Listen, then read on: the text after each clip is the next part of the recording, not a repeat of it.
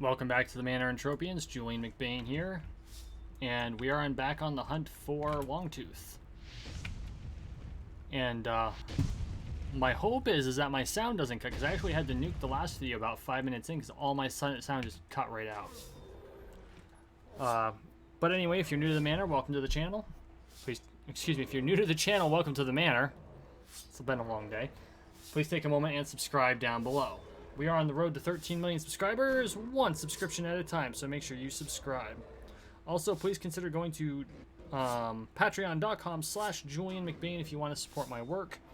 If you become a member, you get a copy of my ebook, The Modern Entropian.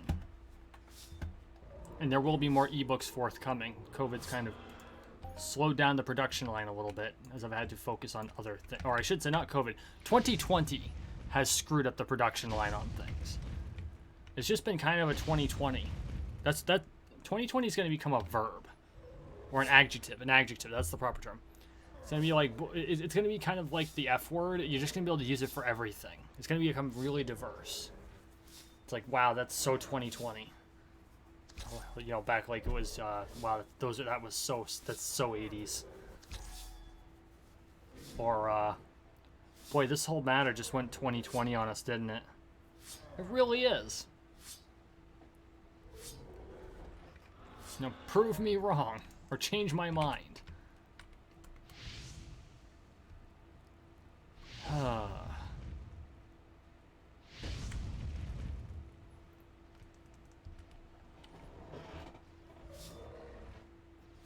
I gotta say though, I have spent more time here on Cape Corinth during this migration than I have since the early days in Entropia Universe. I spent a lot of time here in my early days, back before I was a YouTuber. I did a lot of sweating, actually, up here at Half Moon Cove. Because the hell are they called? Sabakuma. The Sabakuma level 0s, you can go out there and just sweat them with no armor. You can earn those evade points, you can drown them or turret them. It's a slow process, but you get a lot of skills relative to, you know, like sweating at Club Royal or Boreas, where they're not attacking you all the time. And they don't take you out in 2 hits.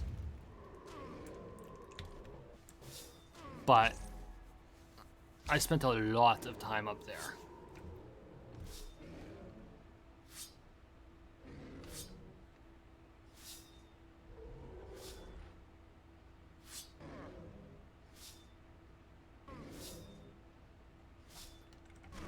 So yeah.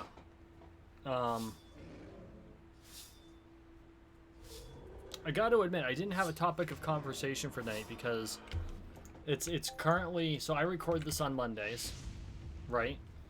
So it is currently 10:06 p.m. Eastern Daylight Savings Time in my local time zone.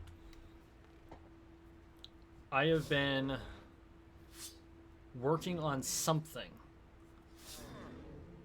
since 8:30 this morning. So I left for work at 8:30 this morning. I got out of work at 6:30, came home, grabbed my jacket, went to lodge, because I'm a Freemason. I was there until about 8, well, it was like 8:15, because it was so stupid hot in there that the master's just like, nope, we're done here. We rolled through business at the fastest I've ever seen us roll through, and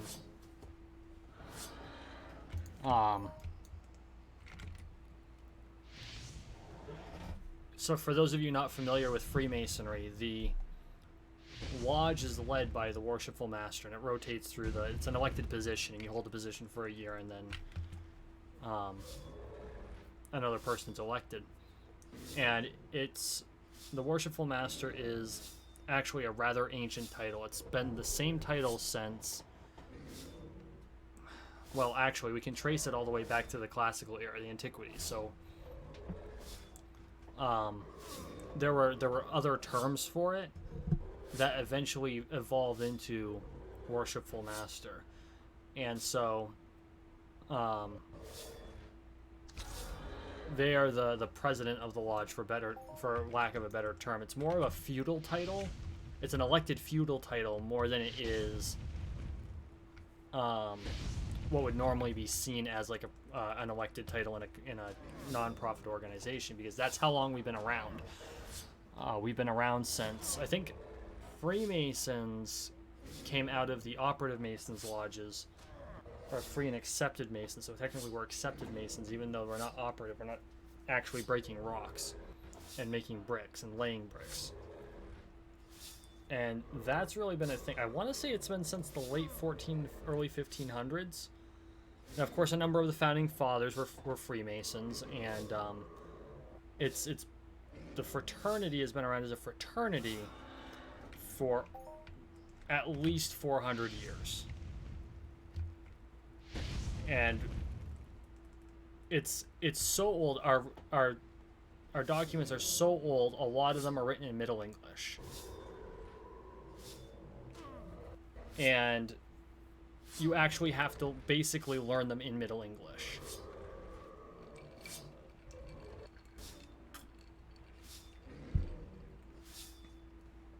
And so that's where that title comes from. It was because the head of a lodge of Masons, of Freemasons, during the feudal era, Freemasons weren't tied to any lord. They were allowed to move between fiefdoms, and so that was a lot of power to have. So they had to have some sort of loyalty, and so they had loyalty to the lodge, which at the time was a guild. And Freemasons, because they were tied to the guild, were not tied to the lord, which were feudal Masons. There were Masons, stonemasons, but they weren't free stonemasons. They were tied to the fief. And so, because in the feudal era, everyone had to have some sort of lord, the worshipful master took the place of the lord. So it's essentially a feudal title, and then they owed fealty to... I don't know if it was directly to the crown. I don't think it was directly to the crown. No, it would have had to have been directly to the crown, because Freemasons could move between fiefdoms, and most of your fiefs are baronies. So yeah, they would basically owe fealty directly to the crown, or to someone with a royal, for lack of a better term, a royal nobility. So like dukes are a high-level nobility, and they have duchies, but duchies weren't like baronies. They weren't like a set piece of land. A duchy was a fiefdom that often had, it was a barony of a higher titled noble, essentially. They all worked the same. Feudalism was very complicated, and there's all kinds of different rules and associations, but basically what it came down to is, if you were the worshipful master, your fealty was only to the crown. It was not to the individual tenant lords. And so you were free to move around between the different fiefdoms, which was a lot of power. That was a lot of freedom back then, because serfs couldn't do that.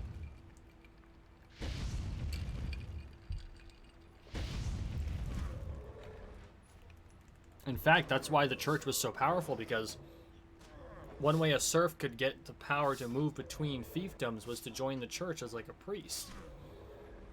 But because the stonemasons' services were so critical, because stonemasons were the ones who built castles.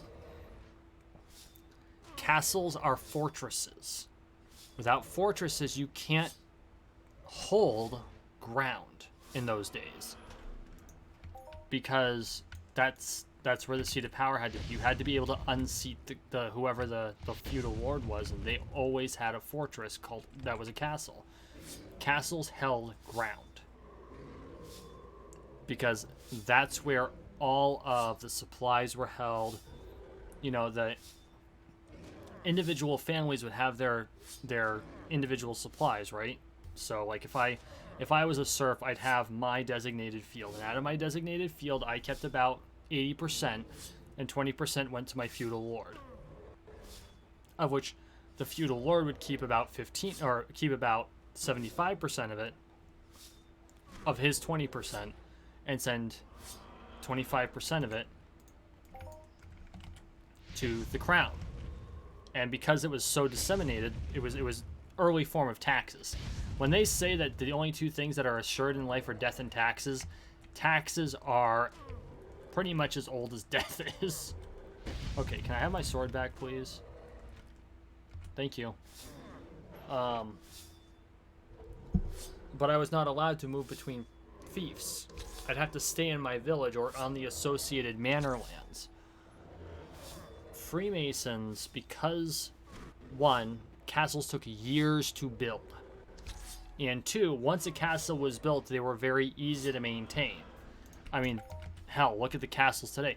There are so many examples of castles in Europe that are still standing today, even if they're dilapidated. Just go to Ireland. You know, there are plenty of castles where you can still tell they're a castle. I'm sure there are plenty of examples all over Europe, but I know that the most beautiful ruins are in Ireland because they're overgrown with all the ivy and the mosses and things like that. But castles last forever. Hell, there were battles. There was a battle in World War II that was fought in a castle. Look at, I'm not joking about that. Like, the last battle of World War II was fought in a castle. Which is ironic because it was the only battle where Germans and Americans fought on the same side of the war. They were fighting the SS. So, it was the German army versus the SS. Because the SS was not part of the German army. They were a paramilitary group.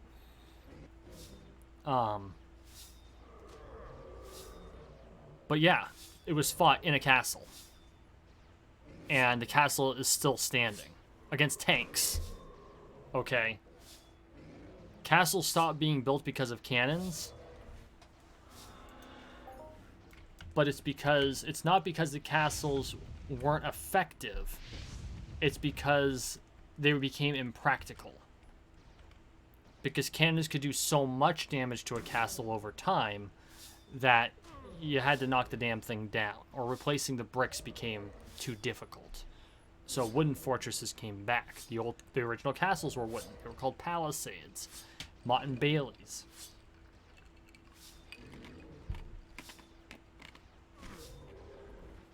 But only stonemasons could build the good castles. And so they were given freedom of movement. But they still had to have someone that they owed fealty to. So they owed fealty to the worshipful master of their lodge, who in turn owed fealty to their king. And so, back then, the term worshipful meant that they were beholden to their deity. And it meant that they honored the church, which back then, of course, was extremely important, right? So, and Freemasons, by our nature, we have to believe in a higher power. That's it's actually a rule. But what it comes down to is the title itself originates from that ancient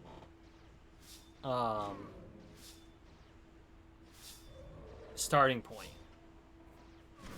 And not a lot has changed in like 500 years about how we do things. Some of the language has been updated, some of the wording's been changed. Policies have changed as the laws have allowed us to make it more permissive.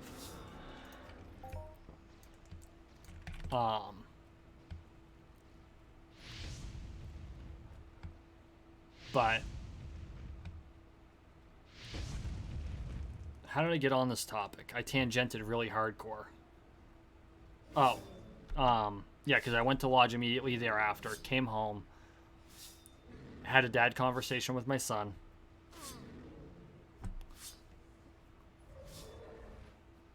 And now I'm doing this. That's how wild we tangented for like 15 minutes there. And you know, it's funny. I live in the United States, it was the Great Experiment. And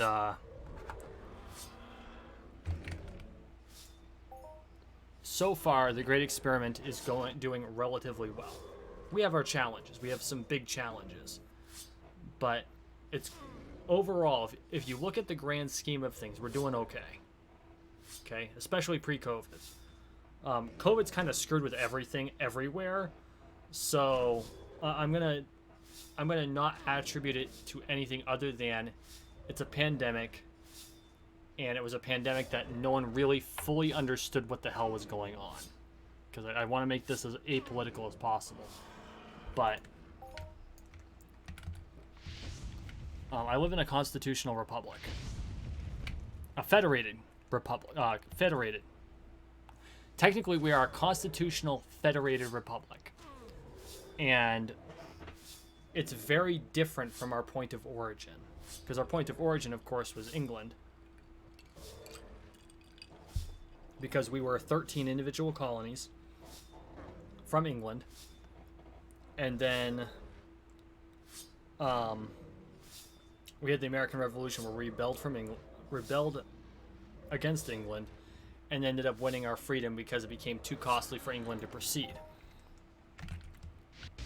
Which is, I honestly think that's the case. I think that the reason that King George backed off is because it became too costly to continue.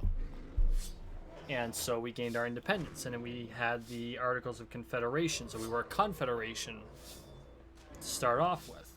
All of the states were completely independent, except we all had, like, open borders between each other. It's kind of like the EU is now. That's basically how we started off. The EU is far more refined, but the EU is also 300 years younger. Well, 250, but, close enough for government work.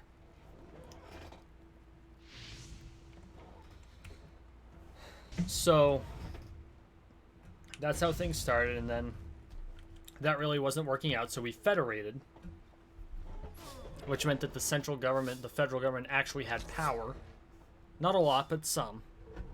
But now our federal government, for those of you who are actually, I think everyone probably needs to know this because not many people, even in America, our system is so complex.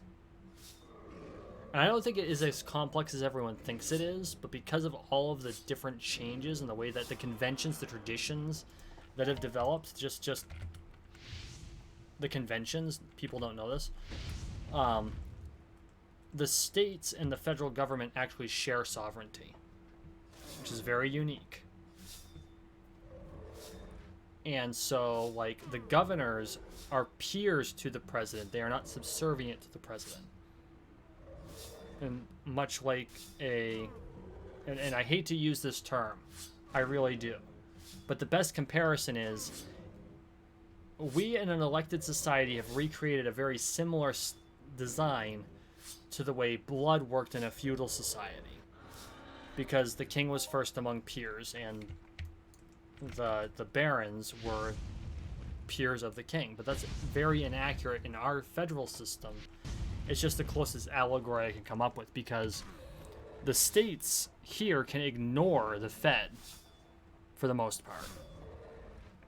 Yeah, I can just mentally see all of my European viewers scratching their heads.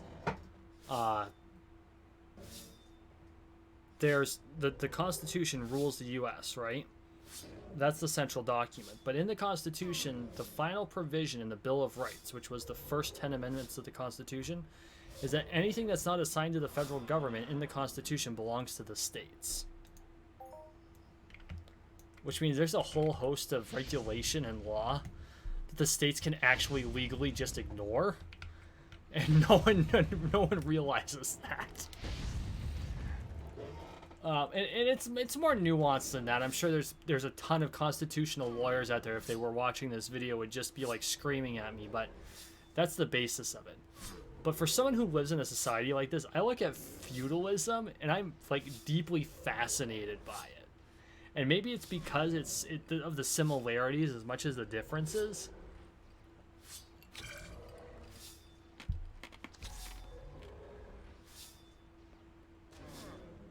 And I think it's because feudal society was fairly black and white, right? It wasn't the best form of governments that humanity has ever come up with by a long shot, but it was by far the most honest. Because it was totally honest in saying, this is your position in life, and in all likelihood, this is where you're going to stay for your whole life. I mean, yeah, there's some social mobility if you really go above and beyond. And if you fuck up, you're dead. But where you are is where you're going to stay. Enjoy life. So in that respect, it was like utterly honest with itself and with everybody else. And so I find it very curious. And the interesting thing is, feudalism is still legal at its core. Serfdom is not. And there's a fundamental difference between serfdom and feudalism as a whole, because feudalism started out as an almost voluntary measure.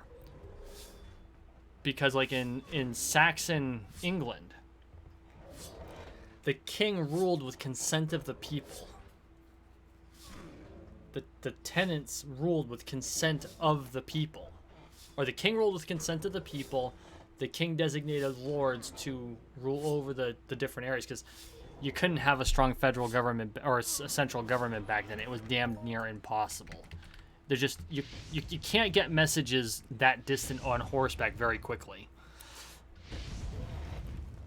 It's actually for that exact reason that the last battle of the American Revolution was after the treaty was signed. In fact, let me look that up. I want to know exactly how long it was.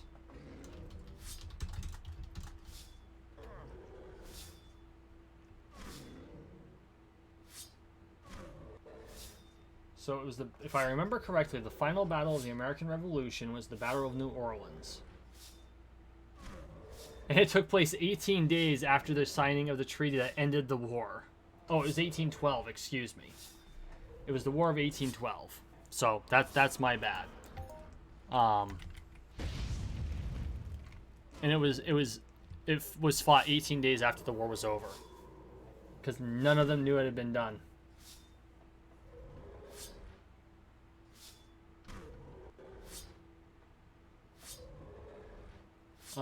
And it was costly on both sides. Like, the American forces lost 330 troops, and the British suffered 2,000 casualties.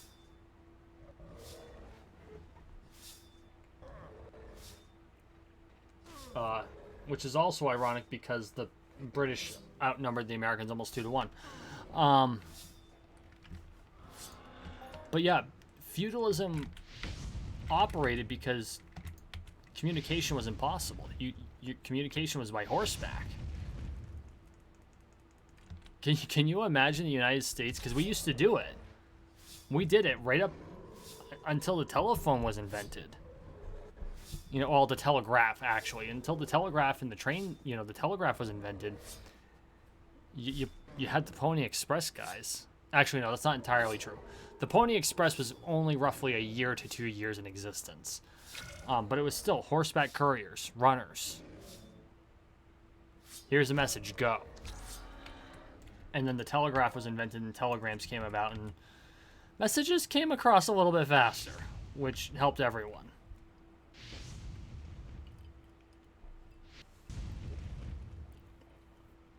But I was amazed because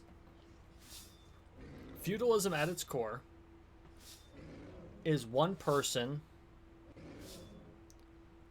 offering their service to another person in exchange for a guarantee of protection.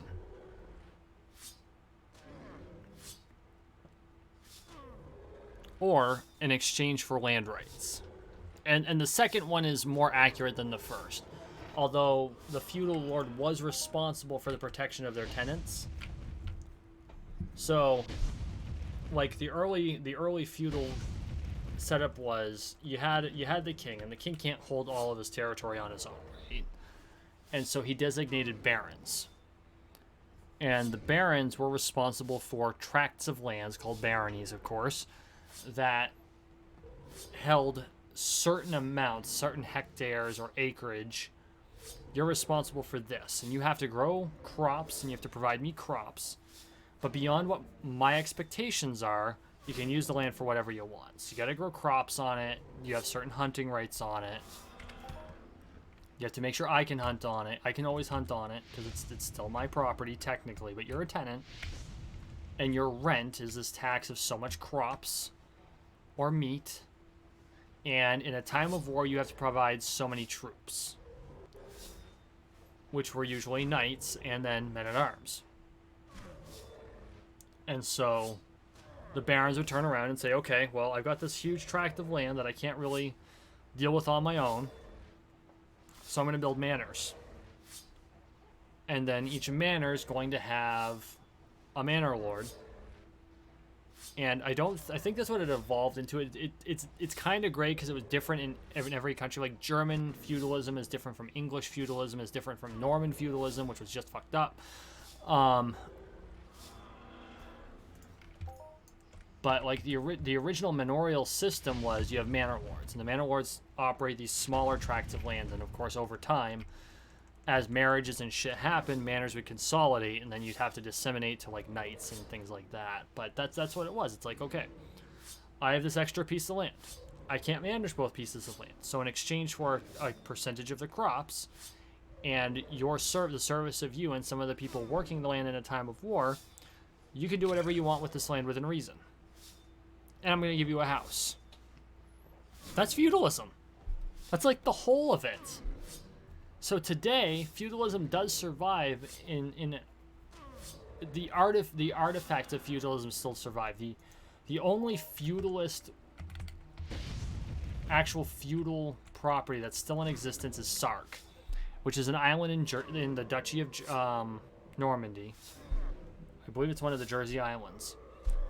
And even then, it's feudalism combined with democracy now, but it was feudalist right through World War II. Like, it was the last feudal society. And the seigneur, which is the manor lord, still pays rent to the the Duke of Normandy, which is the Queen of England, every year.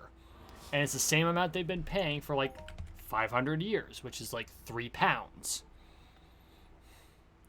£3 used to be worth a lot more.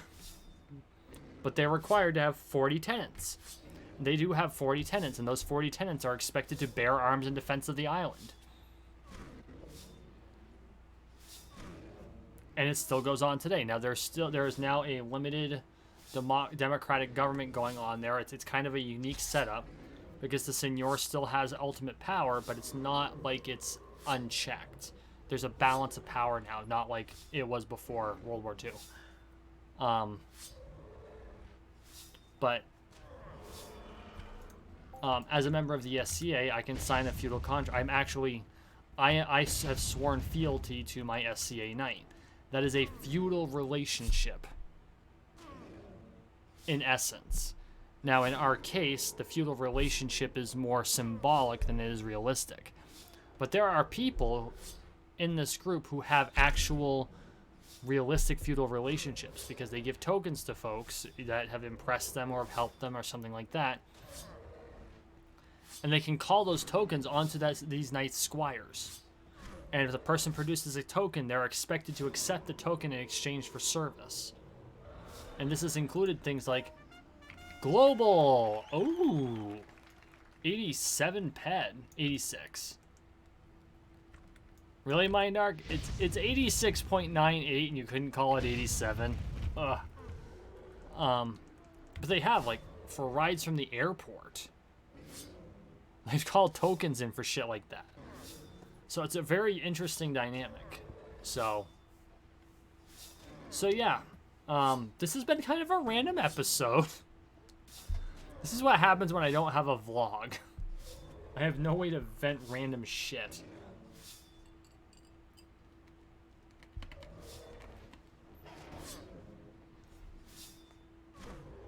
So I am going to finish this long tooth off. And we're going to fly our happy asses back to Cape Corinth because it's been a long night.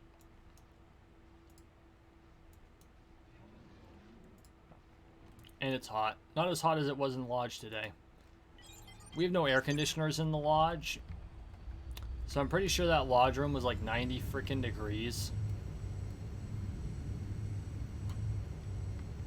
So the master was just like, the worshipful master was just like, okay, we're gonna power through this shit so we can get the hell out of here.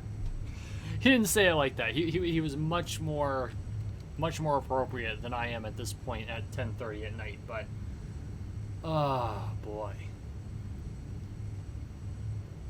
we all walked into the lodge room and we all collectively were just like, nope.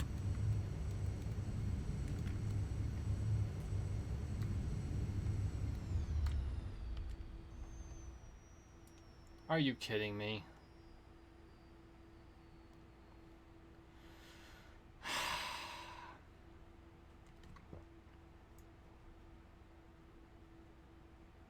Well, anyways, thank you for watching. Thank you for listening. Please like, share, and subscribe down below. We are on the road to 13 million subscribers, one subscription at a time, so make sure you subscribe. I am stuck in the world, so I am just going to teleport to the Revive terminal. You all have a wonderful day.